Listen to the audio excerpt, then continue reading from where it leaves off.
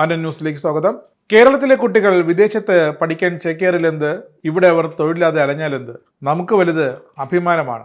അതുകൊണ്ട് തന്നെ ഇതാ നരേന്ദ്രമോദി സർക്കാരിന്റെ PM ശ്രീ സ്കൂൾ പദ്ധതി സംസ്ഥാന സർക്കാർ ഒന്നും നോക്കാതെ ഉപേക്ഷിക്കുകയാണ്.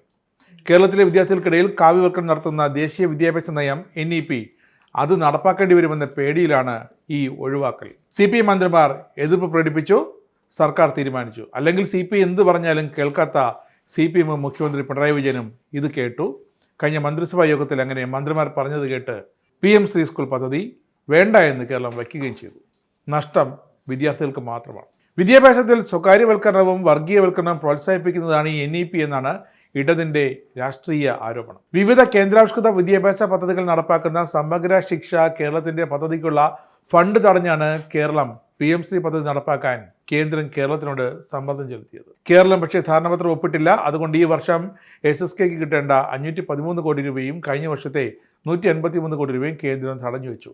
പദ്ധതി വേണ്ട എന്ന് വെക്കുന്നതോടെ ഈ തുകയും കേരളത്തിൽ നഷ്ടമാകുമെന്ന് മാത്രമല്ല, ഇനി അങ്ങോട്ട് കേന്ദ്രം പ്രഖ്യാപിക്കുന്ന ഒരു വിദ്യാഭ്യാസ പദ്ധതിയും കേരളത്തെ തേടി വരില്ല. കേരളത്തിലെ രാഷ്ട്രീയ പാർട്ടികൾക്ക് അതൊരു വിഷയമേ അല്ല. എന്നാൽ രാജ്യത്തെ മറ്റ് വിഭാഗങ്ങളിലെ വിദ്യാർത്ഥികൾക്ക് ലഭിക്കുന്ന പദ്ധതികളും ആനുകൂല്യങ്ങളും കേരളത്തിലെ വിദ്യാർത്ഥികൾക്ക് നിഷേധിക്കപ്പെടും. ഇപ്പോൾ കേരളത്തിലെ വിദ്യാർത്ഥികൾ ഉപരിപഠനത്തിന് വിദേശങ്ങളിലേക്ക് പോകുന്നു എന്നാണ് മന്ത്രിമാരുടെ അടക്കം വിവിധ വേദികളിലെ പരാതി. കേന്ദ്രത്തിന്റെ വിദ്യാഭ്യാസ പദ്ധതികളടക്കം സർക്കാർ തുറന്നു തള്ളിക്കളയുമ്പോൾ സ്വാഭാവികമായും വിദ്യാർത്ഥികൾക്ക് തോന്നും കേരളത്തിൽ നിന്നിട്ട് ഒരു കാര്യവുമില്ലെന്ന്. ഫണ്ട് നഷ്ടപ്പെടുമെന്ന അപകടം. അങ്ങനെ കേന്ദ്ര സഹായം നഷ്ടപ്പെടാതിരിക്കാൻ PM ശ്രീ പദ്ധതി നടപ്പാക്കാൻ പൊതുവിദ്യാഭ്യാസ വകുപ്പ് തയ്യാറാകുകയായിരുന്നു. പക്ഷേ രാഷ്ട്രീയ എതിർപ്പ് ശക്തമായി.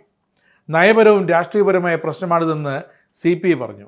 അതുകൊണ്ടാണ് ധാരണാപത്രത്തിൽ ഒപ്പിടേണ്ടതില്ല എന്ന് മന്ത്രിസഭ അവസാനം തീരുമാനമെടുത്തത്. പദ്ധതിയിൽ സംസ്ഥാനം 40% തുക ചെലവഴിക്കണമെന്നിരിക്കെ കേന്ദ്ര സമ്മർദ്ദത്തിന് വഴങ്ങുന്നതും CPIക്ക് അംഗീകരിക്കാനാവുന്നില്ല. ഗുണനിലവാരമുള്ള വിദ്യാഭ്യാസം എന്ന് അവകാശപ്പെട്ട് BJP സർക്കാർ നടപ്പാക്കുന്ന 2023-27 വർഷത്തേക്കുള്ള കേന്ദ്ര പദ്ധതിയാണ് PM ശ്രീ പദ്ധതി.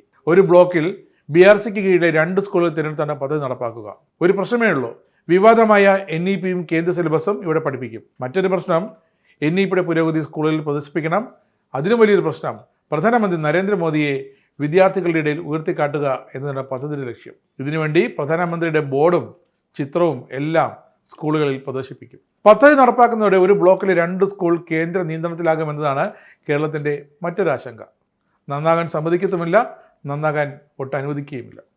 വിദ്യാഭ്യാസത്തെ കാവ്യവൽക്കരിക്കുന്ന NEP പദ്ധതി പൂർണ്ണമായും കേരളത്തിൽ നടപ്പാക്കേണ്ടി വരും ഇനി അങ്ങോട്ട് ഈ പാഠ്യപദ്ധതി വരുന്നതോടെ എന്ന് കേരളത്തിന് വ്യക്തമായി അറിയാം. അതോടെ പൊതുവിദ്യാഭ്യാസം എന്നത് 2 തട്ടിലാകും. അത് വേണ്ട, ഒരു വിദ്യാഭ്യാസം നൽകിയില്ലെങ്കിലും കുഴപ്പമില്ല, സാധാരണക്കാരുടെ വിദ്യാഭ്യാസം മതി എന്നാണ് ഇപ്പോൾ CPM മന്ത്രിമാർ തീരുമാനിച്ചതും അതിന് പിണറായി സർക്കാർ സമ്മതം മൂളിയതും.